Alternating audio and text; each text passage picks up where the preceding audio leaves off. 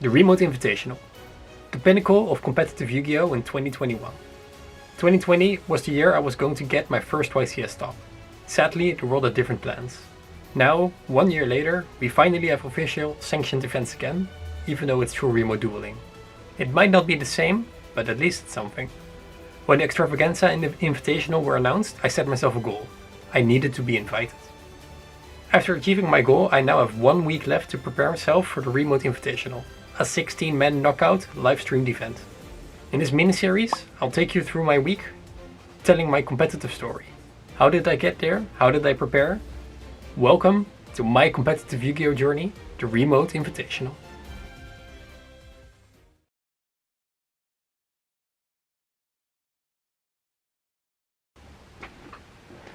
Yo, what's up guys? Welcome back to the channel. Today I have something very interesting for you guys. Welcome to the very first episode of my competitive Yu-Gi-Oh! Journey. And this all of course is in the theme of the Remote Invitational that will happen next week, next weekend, which will be the 13th and 14th of March. Before I start talking about everything there is to talk about, I'm going to make everything clear about what you need to know about the Remote Invitational and what it means. So a little while ago, Konami EU finally set out some competitive Yu-Gi-Oh! Events for the people to participate in and get some nice rewards in. We had the Yu-Gi-Oh! Day and we had the Extravaganza 1, which were 2 events where you could earn your qualifier for the Remote Invitational qualifier. So on the Yu-Gi-Oh! Day, you either had to take 1st or 2nd place, and on the Extravaganzas in whichever region you were playing, you had to get into the top 8. This made a very small amount of selected people that were qualified, and all these people were going to battle it out a little while later, actually, 2 weeks ago, in the Remote Invitational qualifier. In this qualifier, the entire goal was to be the best of the best and to get into the top 4 to get qualified for the Remote Invitational. Now we've seen a couple of Remote Invitationals before. Mostly they've been featuring well-known people from the community, like Lithium, for example. And USA also had a bunch of Remote Invitational events as well. This will be the first official European Remote Invitational. Now to kind of set the stage on who is playing in this Invitational, in the Remote Invitational qualifier, Europe was divided in 4 parts. You had Germany, Scandinavia, you had Ireland, UK, you had Benelux, Spain, French and Portugal, which was of course where I am, and you had Italy and the rest. And from each of these 4 regions, 4 players were selected, and they are now going to battle it off in a top 16 Single Elimination event, which will be next weekend. I got 2nd place at the qualifier, so I am naturally qualified for this event. And I'm going to talk to you about my invitational experience, the extravaganzas that I played, Yu-Gi-Oh! Throughout the days. This video is going to be a small introduction to the series to kind of get to know me and my adventures on how I got this qualifier, because it is a lot of stuff happened and a lot of tournaments happened in between. Later in the next episode throughout this week, because this will be an entire week filled with content for you guys, I will talk about deck choices, testing, how I'm going to prepare for this event, to kind of involve you a little bit more into the competitive scene, because a lot of people say that it's quite absent in the, of course, COVID days, but it really isn't. There really is a big competitive scene, even though a lot of great players have dropped out, there are still things to achieve, like the Invitational. So to start off the entire journey and to start off actually from the beginning, now that you know what's at stake, I actually was qualified for the Invitational qualifier on the Yu-Gi-Oh! Day, which I won at the my own local Spellemere, together with Paris, a friend of mine. And at the time we didn't really know actually we were qualified, because the Remote Invitational still was kind of very far away and not announced. So a little after that event had gone by, we actually realized that we were qualified, and I was pretty happy, and I finally got the taste and the excitement of the Remote Invitational. And then skip forward a couple of weeks, and we were playing the first extravaganza.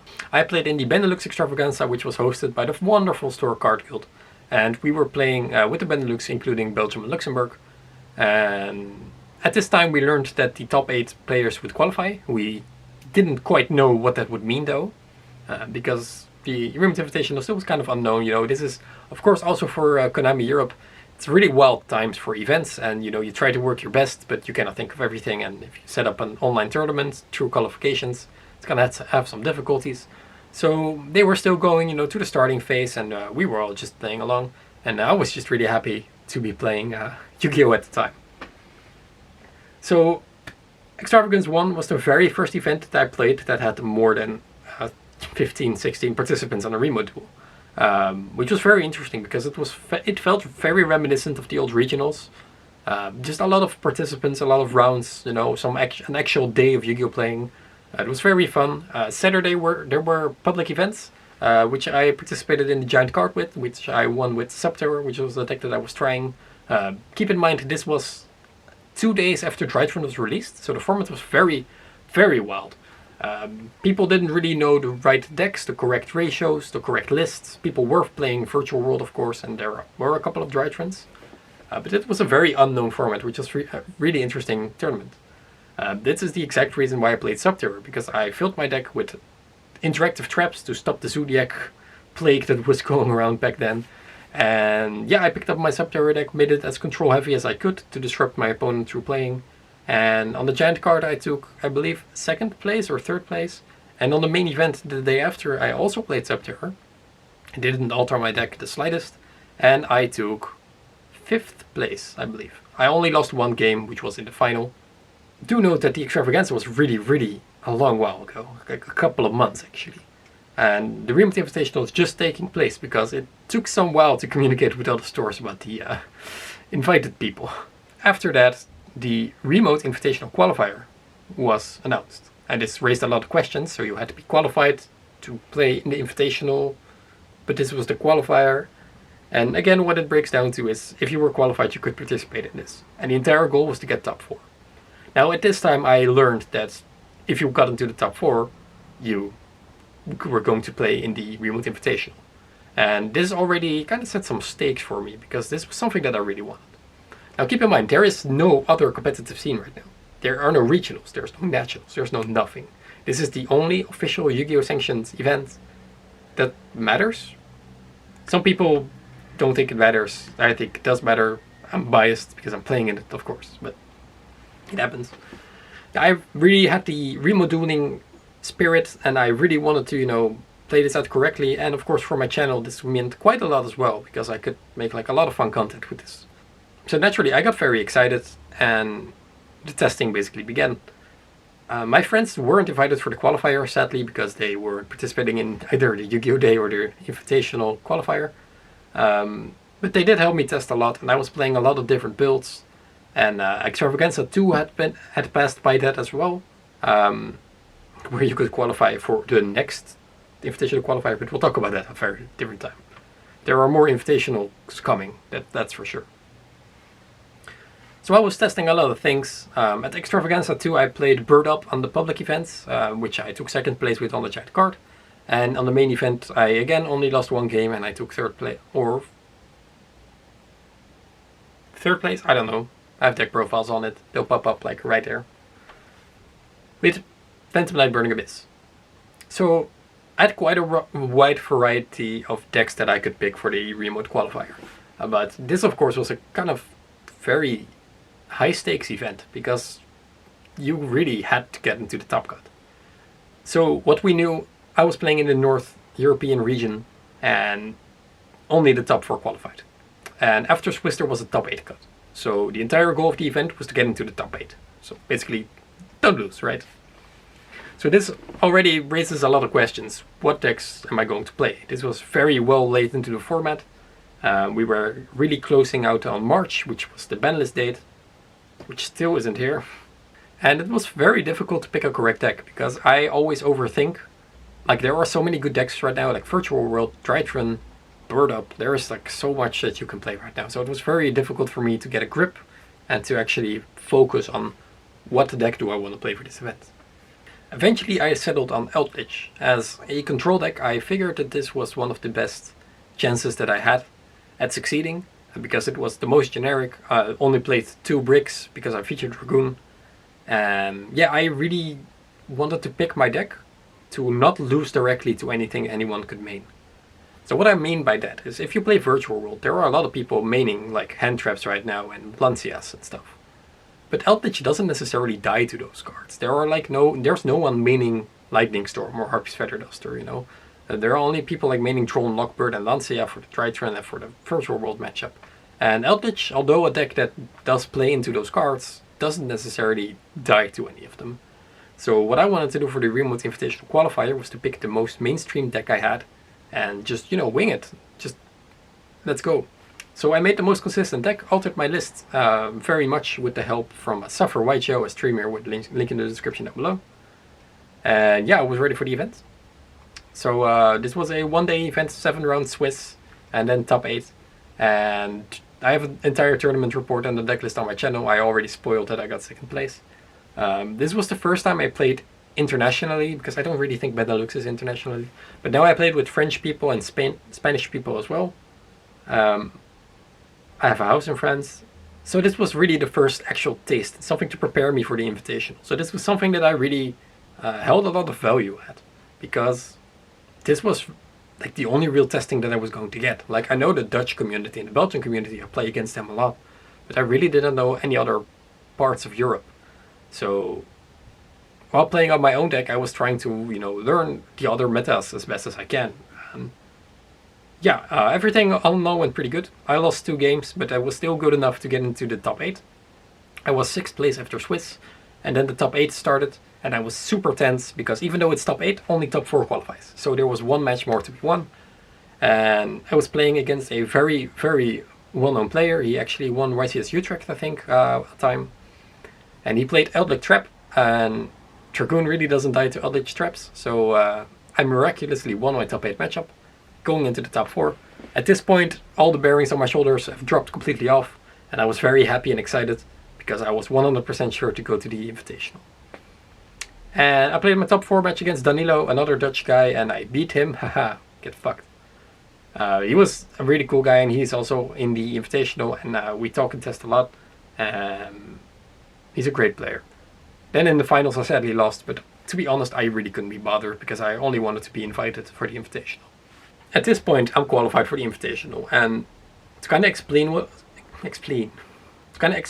it means to me, it's very difficult. Yu-Gi-Oh! Is a very big part of my life. Of course, you all probably know that because I have a channel and I post like an insane amount of videos every week. So yeah, with that in mind, it means a lot. I traveled to almost every YCS the last couple of years. I traveled to almost every regional in the Netherlands. I played every nationals. And to actually kind of introduce who I am for those of you that don't know me. Hi, my name is Marijn van Dijvenbode. I've been playing this game for 7 years now.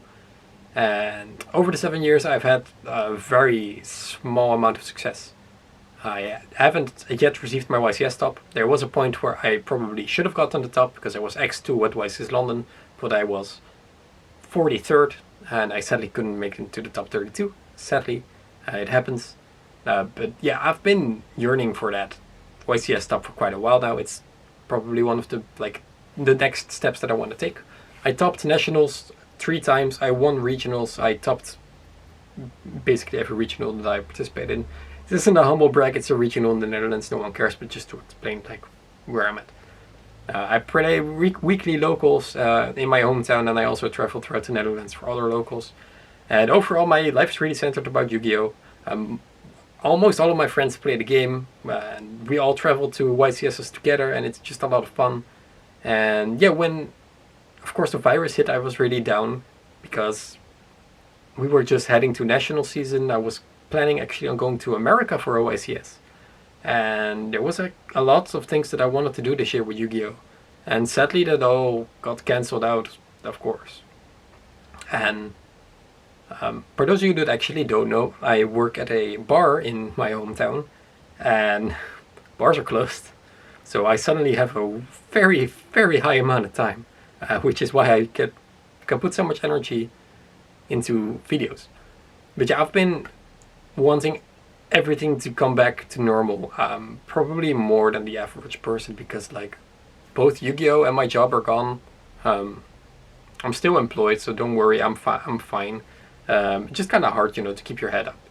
But focusing on remote dueling has given me a lot of strength and energy to keep going. Getting an actual goal, something to work forward to, something able to achieve, actually means the world to me.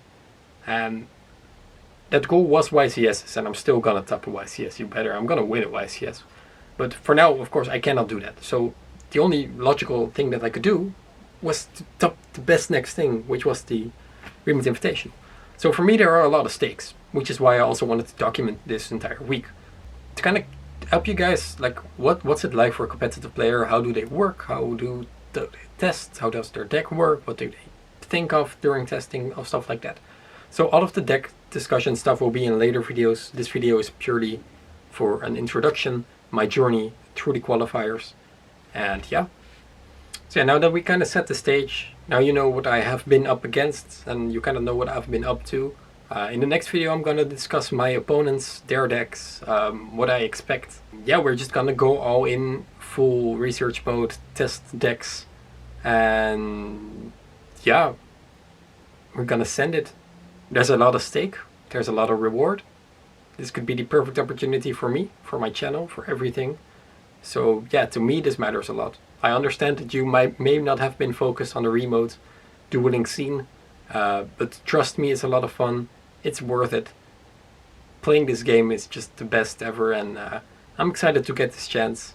And yeah, be sure to check me out in the next episode, or at least come cheer me on stream next weekend. And I will see you guys in the next video. Bye guys.